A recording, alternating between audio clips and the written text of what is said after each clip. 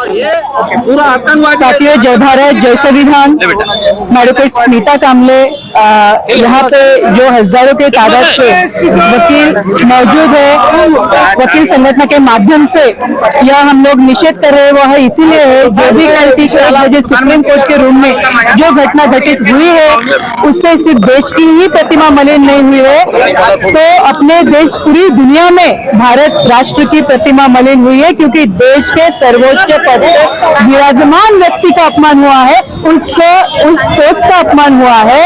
तो यह भारतीय संविधान का अपमान है, लोकतंत्र का वो अपमान है, पूरे भारत के कोर्ट में प्रैक्टिस करने वाले एडवोकेट्स का अपमान है और देश के संवैधानिक हर एक नागरिकों का यह अपमान है।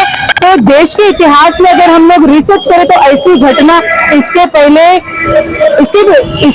नहीं घटी है। तो क्या रीजन है इस बात का कि जो राकेश सूरज तिवारी नामक जो 71 वर्षीय व्यक्ति है, क्या उसकी उस दिन हियरिंग थी, कौन सी केस थी? तो बिल्कुल नहीं। कल जो है मुझे लगता है, यानी मेरे रिसर्च के मुताबिक वह प्रीप्लान करके आया था और उसने शूज निकाला, लेकिन जो सुरक्षा रक्षक है सुप्रीम कोर्ट के, उन्होंने और वह शूज वो ठीक निशाना उसका सीजीआई के ऊपर था और वो फेंकने ही वाला था, तो उसको रोक दिया सुरक्षा कर्मियों ने। बताने का तात्पर्य यह है साथियों, इतनी हिम्मत इनको कहां से आई? तो मुझे लगता है सिर्फ किशोर राकेश इसके पीछे नहीं है, इसके पीछे बहुत बड़ी असमानतावादी संगति राजनीतिक काम कर रही है। और मुझे आश्चर्य यह हो रहा है कि राष्ट्रपति और प्रधानमंत्री के समय के लाइन में यह सीजीआई की पोस्ट आती है। देश के गृह मंत्री ने 24 घंटे बीतने के बावजूद भी अभी भी स्टेटमेंट नहीं दिया। तो आप देखिए कितना दर्द है इनके दिल में। हम तो जाति धर्म के ऊपर उठकर हमारा वकील वर्ग, आज देखिए सभी जाति धर्म के, हम सेक्युलर को मानने वाले लोग हैं, सभी जाति धर्म के वकील यहाँ पे इकट्ठा आके इस घटना का निषेध कर रहे हैं। लेकिन इनके जो राजनीति में जो सत्ता में बैठे हैं वो संविधान का प्रभाव कम करने के लिए यह स्टेटमेंट भी नहीं दे रहे कि जो भी घटना घटी है वह उचित नहीं है। 8 घंटे बाद देश के प्राइम मिनिस्टर ने स्टेटमेंट दिया, तो मुझे लगता है यह बहुत ही निंदनीय बात है। आने वाले भविष्य में ऐसी घटना ना घटे, इसका संज्ञान देश की विधायक संस्थाओं ने लेना चाहिए और देश के नागरिक और वकील संगठन के माध्यम से इस घटना का हम तीव्र निषेध करते हैं और साथ ही इसके ऊपर रासुका लगे, देशद्रोह का करार इस राकेश को दिया जाए।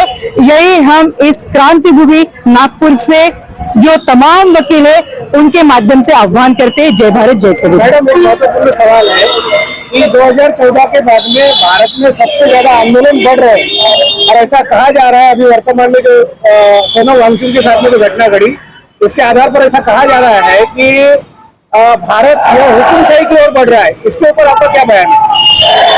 बिल्कुल 200% आपका जो सवाल है यह सच है।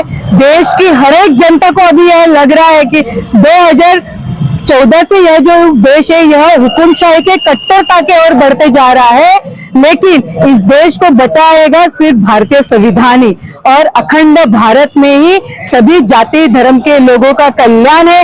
लेकिन मुट्ठी भर जो लोग हैं, जो 3% 5% लोग हैं, यह इस देश को तोड़ना चाहते हैं। डिवाइडेड एंड रूल की यह पॉलिसी है, लेकिन देश की जनता ने यह समझना चाहिए। हाल ही में घटी घटना जो सोनम वांगचुक जो है, जो लेह लद्दाख के लिए पर्यावरण की लड़ाई लड़ रहे थे, वह सच्चे देशभक्त है जो देश के लिए लड़ रहे थे कि हमारी जमीन बचे, अदानी अंबानी के घसे में यह जमीन ना जाए।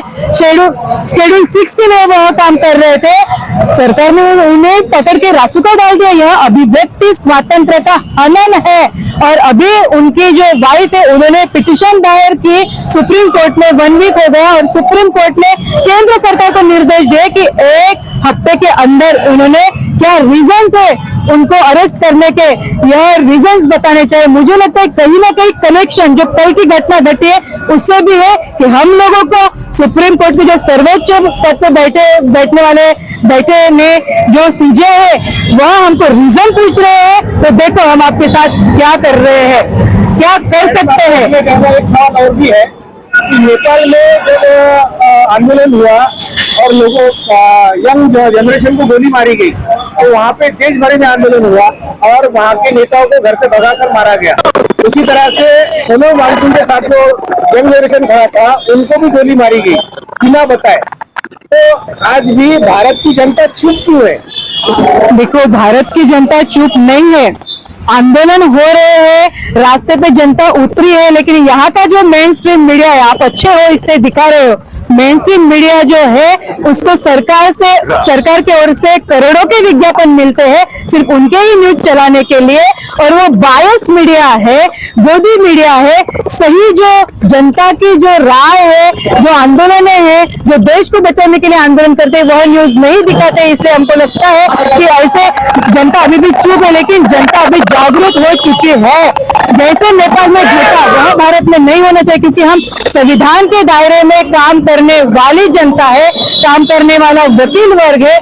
लेकिन अगर देश को बचाने की वक्त आया तो खुद संविधान बोलता है कि देश की जनता ही उस वक्त सर्वोच्च होती है, और देश का लोकतंत्र, संविधान और जनता और देश की सुरक्षा को गरिमा और सुरक्षित रखने के लिए देश की जनता लड़ेगी। अगर नेपाल जैसी स्थिति, हालांकि नेपाल जैसी स्थिति नहीं आनी चाहिए, इसलिए वक्त पे ही इस सरकार ने संज्ञान लेना चाहिए और ऐसी घटना ना घटे इसके लिए प्रयासरत रहना चाहिए। अगर ऐसे लोकतंत्र के विरोध में, संविधान के विरोध में अगर ऐसी घटना यह सरकार करती है और उसको उस घटना को प्रेरित करते है, बढ़ावा देती है, तो एक दिन इस सरकार को भी नीचे उतारने का जो कार्य है यह जनता करेगी।